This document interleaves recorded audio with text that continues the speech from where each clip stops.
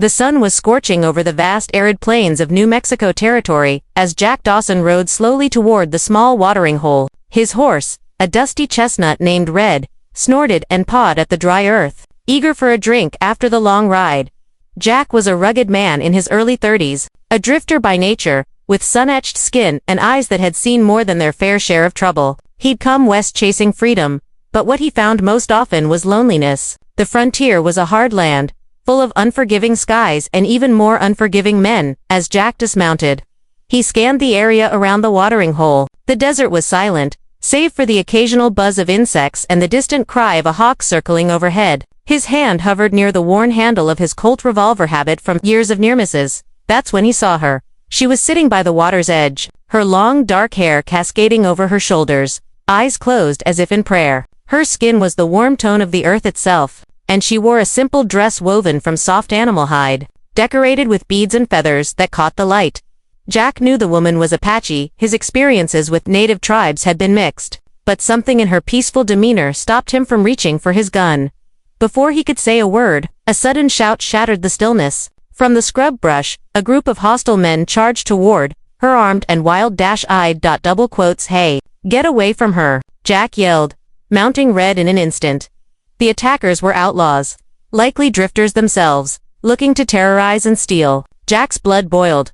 With a shout, he raised his rifle and fired. One of the men dropped, clutching his shoulder, but the others pressed on. Guns flashed and knives glinted in the harsh sun.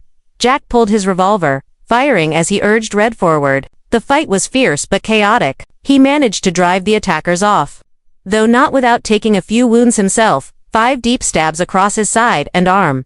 When the dust settled, Jack collapsed near the woman, pain searing through his body. She knelt beside him, hands trembling but steady as she applied a cloth soaked in water and herbs to his wounds. "Who are you?" Jack rasped, struggling to focus. "My name is Ayanna," she said softly. "You saved my life." Jack's head dipped, exhaustion pulling him under. The last thing he saw before darkness claimed him was Ayanna's concerned face. The first light of dawn filtered through the thick canopy of cottonwoods, casting dappled shadows on the small clearing where Jack lay. His breathing was shallow but steady, the pain in his side a dull throb rather than the searing agony of the night before.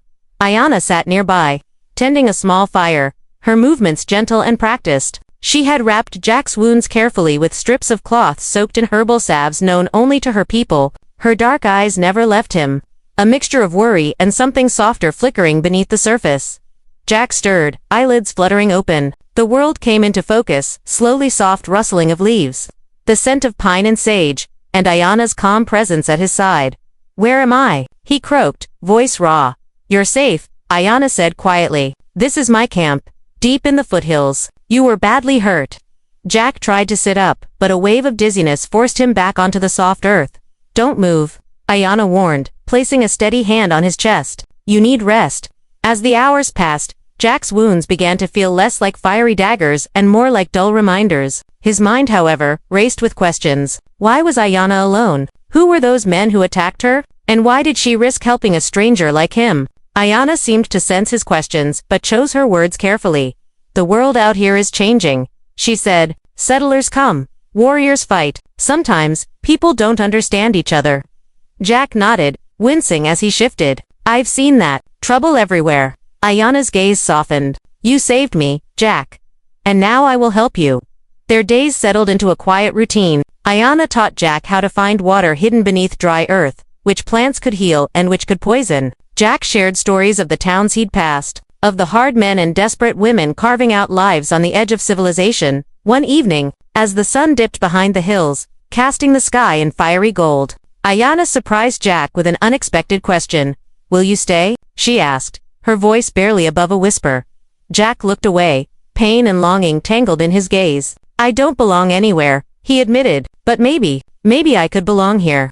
Before he could say more, a rustling came from the trees. Both snapped to attention, hands moving toward weapons. 3 figures stepped into the clearing, women, strong and silent, with eyes sharp as arrows. They were Apache, like Ayanna, but each bore the marks of different paths. One a fierce warrior, another a healer, and the third, a quiet scout. "They have come," Ayanna said softly, a note of respect in her voice, "to stand with you." Jack's mind reeled. He had been alone, barely surviving, but now here in the wild, with these fierce women he felt a strange hope stirring. The sun disappeared below the horizon, and the night wrapped around them like a blanket. Tomorrow, the real journey would begin. The camp was quiet but alive with an undercurrent of tension. As Jack lay resting beneath the cottonwoods, the three women had settled nearby, their presence both comforting and mysterious. Each seemed to carry her own story, her own burden, and Jack felt the weight of their watchful gazes as keenly as the scars on his skin. The tallest, a fierce woman named Nayeli, moved with the surety of a seasoned warrior. Her dark eyes held a fire that spoke of battles fought and won, of loyalty and sacrifice. The second, Isha, was a healer like Ayana, her gentle hands already mending Jack's wounds with herbs and whispers. The third, Tala, was a scout, her silent steps betraying the sharpness of her mind and the quiet strength that comes from survival. Jack watched as they worked together, their movements a dance of trust and history. It was clear they were not just allies but family, a small, unbreakable circle forged by blood and purpose. Ayana approached Jack as the morning sun filtered through the leaves. "They have come to protect you," she said softly, "and to help you heal, body and soul." Jack's voice was hoarse. "Why me? Why risk so much for a stranger?" Ayana's eyes held a quiet truth. "Because your fight is our fight. The land is changing, and we must stand together." As the days passed, Jack learned the strength of these women, their courage and cunning, their knowledge of the land, and the fierce love that bound them to each other and to their people. Nayeli trained Jack in combat, teaching him how to move silently, how to read an enemy's intentions. Isha tended his wounds and taught him the ancient ways of healing. Tala scouted ahead, always alert for danger, guiding their steps through the treacherous landscape, but danger was never far behind. One evening, as the sun dipped low and painted the sky with blood-red hues, Tala returned with urgent news. "A band of outlaws is moving this way," she warned, her voice tense. "They seek to capture or kill anyone who aids the Apache." Jack's jaw tightened. The fight was far from over. Nayeli's eyes blazed. "Then we prepare. Together." That night, beneath a sky thick with stars, Jack and the three women laid plans. The camp became a fortress of whispered strategy and steady resolve. Each knew the cost of failure, yet none wavered. As the outlaws drew closer, Jack felt something new rising within him, a fierce determination not just to survive, but to protect these women who had become his family, to stand for a future where they might all be free. The frontier was wild, brutal, and unforgiving, but together, they were stronger than any threat.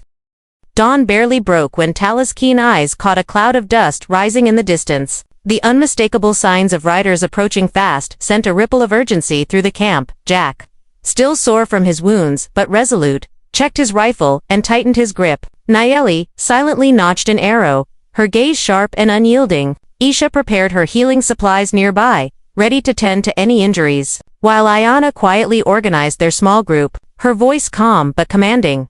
"They're coming," Tala said, her voice low and steady. Jack exchanged a firm nod with Nayeli. "We hold here. Together." The outlaws burst into view, a ragged band of men, wild-eyed and desperate, their leader, McGrath, barking orders as they charged toward the camp.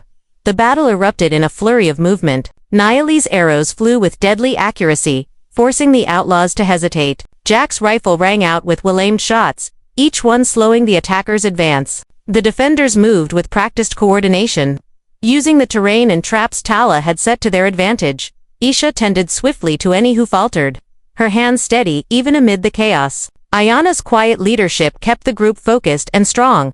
McGrath pushed forward, aiming straight for Jack. But Jack stayed alert, dodging just in time to return fire and halt the leader's charge. Injured and frustrated, McGrath called his men back, signaling a retreat. The dust settled. The camp was battered but standing. Jack looked at the faces around him, determined and unbroken. "This land isn't easy," Ayana said softly, "but neither are we." Jack nodded, feeling a new strength grow inside him. "Together, we can face whatever comes." The sun climbed higher, casting warm light on the makeshift camp. The battle was over, but the journey was far from finished.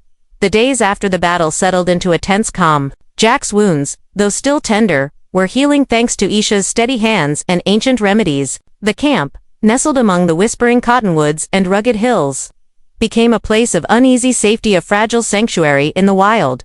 Jack found himself growing stronger, not just in body but in spirit. The women who had stood beside him, the fierce warrior Nayeli, the healer, Isha, the scout, Tala, and of course, Ayana had become more than protectors. They were his family now, and he theirs.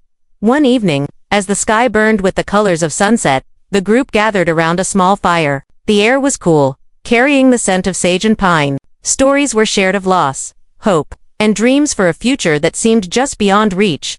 Nayeli's voice was steady as she spoke of battles fought to defend her people, of honor and resilience. Isha offered quiet wisdom about healing not only wounds but hearts. Tala shared tales of silent trails and the watchful eyes that kept them safe.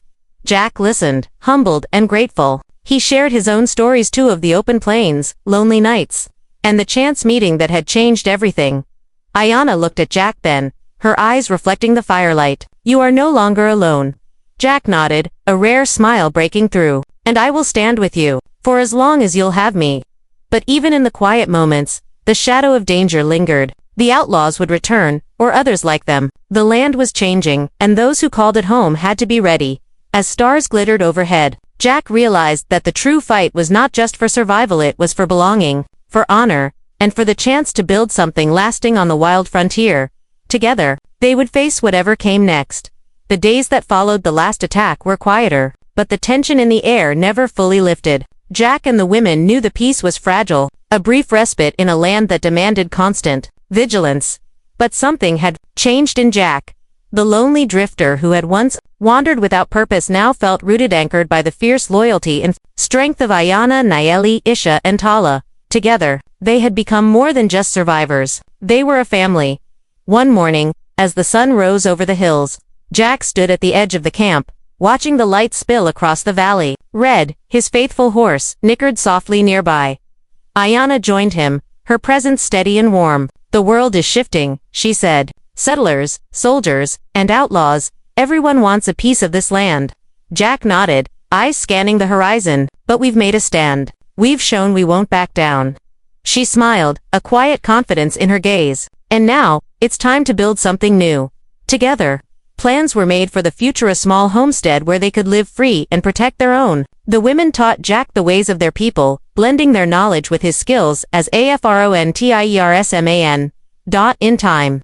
Others came, a few settlers seeking peace, some native allies drawn by their strength and unity. The camp grew, becoming a beacon of hope in a harsh world. Jack thought back to the day he first met Ayana by the watering hole. The moment that had set everything in motion. He realized then that what he'd been searching for wasn't just safety or freedom, which was belonging. As the sun climbed higher, casting a golden glow over the land, Jack knew their journey was far from over. But with these women by his side, with their shared courage and heart, the future looked brighter than any he had ever imagined. Together, they faced the wild frontier not as strangers, but as a family.